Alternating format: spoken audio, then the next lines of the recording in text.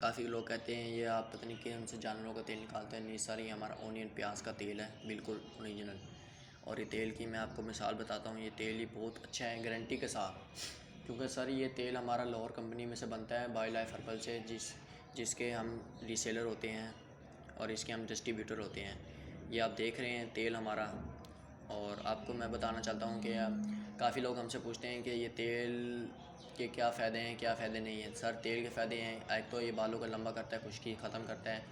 और ये जिनको गंजेपन का होता है तो ये उस तेल को बड़ा अहम बनाता है। ठीक है, उसके बाद सर काफ़ी लोग पूछते हैं सर ये हमारे पास कैसे पहुँचेगा। सर इसका भी तरीका हमारे पास ये है कि ये तेल हमारा आपके पास TCS लेपर्ड्स पोस्ट ऑफिस के ज़रिए पहुंचता है सर। और काफ़ी लोग पूछते हैं ये कैसे पहुंचेगा। जी सर, आपने अपना नाम, मुकम्मल नाम, mobile number, delivery address send करना है, जिसकी वजह से आपको ये पार्सल पहुंचे।